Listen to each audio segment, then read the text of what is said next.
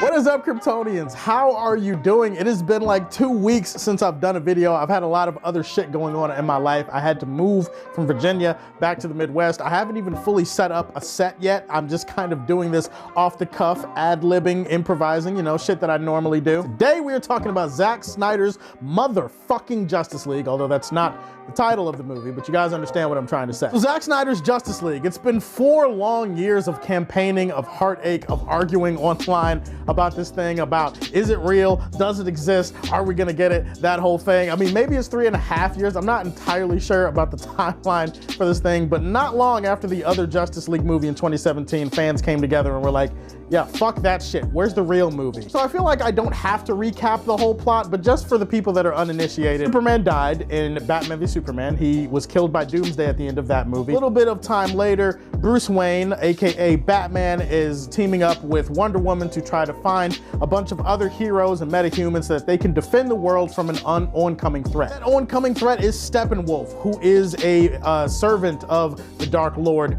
Darkseid, and he has come to Earth looking for mother boxes. Basically, when he puts these mother boxes together, you know, world is over, basically. You know, it's end of the world type of shit. We've seen that before. This movie is all about the League coming together to deal with a threat to the world, and all the while Superman is dead, but probably not for long. And I don't feel like that's a spoiler, because if you've seen the trailers, you know Superman does come back to life. Where do I start off talking about how amazing and epic and great this movie is without stroking myself on camera? Like, that was a real thought that went through my mind. I was just sitting there after this movie was over, and I was just dead ass quiet for like 10 minutes. Like, I didn't say anything. After everything that we've been through to get to this point, everything that the fans have done, everything that Zack Snyder and his family have been through to finally get to this point, to experience all the emotion and all the great stuff in this movie. There's basically like 2.5 to 3 hours of footage that we have not seen that are in this movie. I would estimate that about 20 to 25% of the other Justice League movie is also in this movie. So obviously there's a lot of scenes, there's a lot of carryover. You'll see some scenes that you saw in the other version, but even those scenes feel different. It's all different. Everything is different. If anybody watches this movie and tries to tell you, oh, it's the same movie basically with some deleted scenes, I'm like, nah, they capping. They capping for real. Everything about it is different. Even if you see a similar scene, it's probably gonna have different context to it. It's probably gonna have different music. It's gonna have different lighting, stuff like that. This movie just puts you in a horny mood, okay? I don't know, what do you want from me, okay? I'm a horny person in general. This movie just pushed me over the edge. My girlfriend is saying she doesn't really understand what my obsession with this movie is. I'm just sitting there and I'm having a conversation with my girlfriend. I'm like, look, can you give me epic and majestic for 4 hours of your day that has me on the edge of my seat, willing to beat my dick by the end of it? If you can't do that, then I'm sorry, babe, you're not Justice League. Granted, if my girlfriend is watching this, I want you to know, baby, I'm somewhat intoxicated at the making of this video at the time. So just don't take me seriously. I'm just fucking around. I'm just talking shit. It's a beautiful, gorgeous ass movie. Eggs on a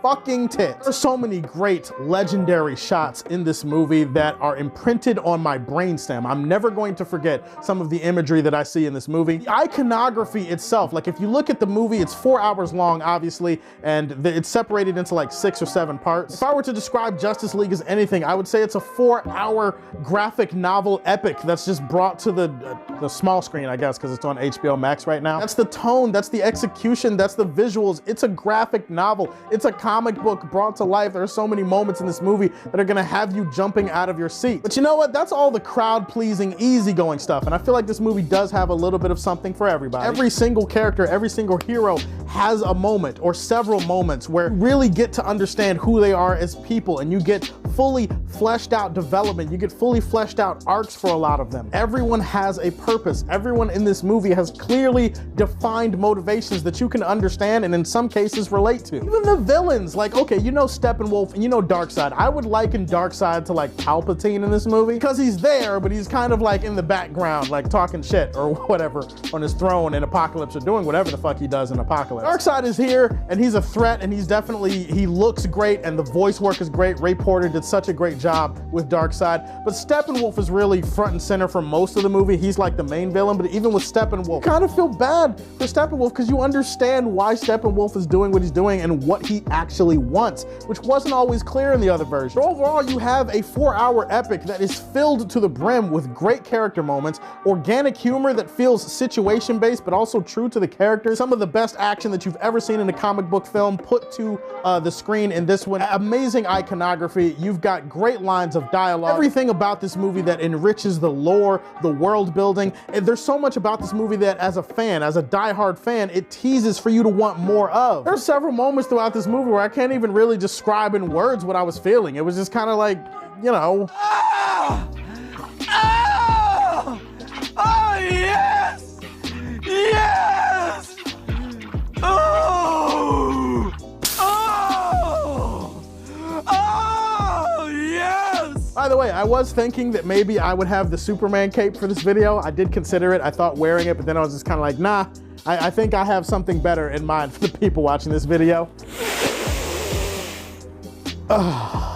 Oh, I'm not actually turned on by my own Superman cape. That would be weird, but anybody that has seen the movie, you know what the fuck I'm talking about. This movie is the Justice League movie that I had waited so long to see, that I had begged for ever since seeing that catastrophe that came out in 2017. Every moment, big and small, in this film, in this fully realized vision, just feels a lot more purposeful. It feels a lot more natural. It feels a lot more earned. You get a great new score too. Junkie XL destroys this thing. This is one of the best scores I've ever heard too. One last thing I'll say about the positives for this movie is that Cyborg is absolutely 100% the heart of this entire movie. I loved everybody in the movie for different reasons, but Cyborg is the emotion. He is the core of this movie. Zack Snyder was not kidding when he said he was gonna be the heart, and I loved everything about Ray Fisher and loved everything about his performance in here. It makes me more excited to see more of his Cyborg. So I wanted to give a shout out to Zack for including more of the black people, the other minorities, and people of color that were cut out of the other version that had their roles reduced or removed or whatever. I'm glad we finally got to see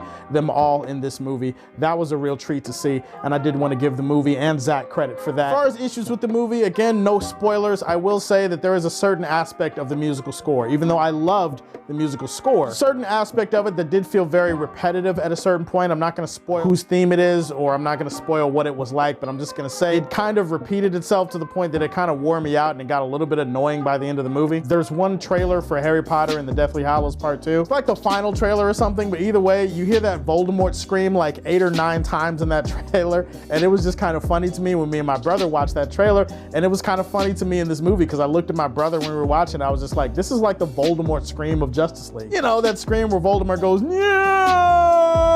Like, there's a trailer where he does that like 9 times in one trailer. It was incredible. I hope you guys go out and see that trailer. There are some things that are added in terms of some cameos and some extra sequences that, I'll be honest, even though as a fan, I loved it and I'm excited to see possibly if more comes of it, like if there's a payoff down the line. But if I'm being honest, if I'm just looking at it for this movie, it feels very unnecessary, to be honest. I don't think it really added to the movie. I feel like you could have removed or cut some of these parts down and it wouldn't have changed the film much at all.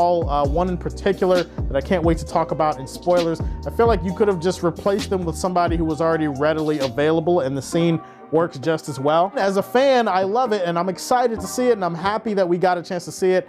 But I don't know, just for this movie, it feels kind of tacked on and out of place. I would actually say there is a big aspect of Superman's story. Even though I loved him in this movie, and even though I do think he's better in this movie than he was in 2017, he has some really emotional and some badass moments, and I loved both Henry Cavill as Clark Kent and as Superman. But there is one aspect of his return that I was disappointed in, that wasn't handled well, and it's something I criticized in the other version, and I'm gonna be fair and I'm gonna criticize it for this movie too. Everything else about this movie is just tiny little nitpicks that don't really matter. Maybe a scene here or there where the CGI looked a little bit unpolished. I'm not gonna even put this in Superman Prime. I have a new rating for it. So this movie feels like when Superman and Wonder Woman had sex in the comics and they split a mountain in half. This is Super Sex Mountain. That is what this movie is, because it is a movie that hits you with the force of Superman and Wonder Woman breaking a mountain in half by clapping cheeks. All right, guys, those are my thoughts on Zack Snyder's Justice League. So tell me, what did you think about it? Give me your thoughts on it in the comment section down below. It's not the last video I will do on this movie. I will have another video entirely set up for it, so stay tuned for that. Please like and subscribe to the Superfan Show. And as always, if you like what you see, tell me how you feel, and stay tuned to hear more from the Man of Steel. Peace.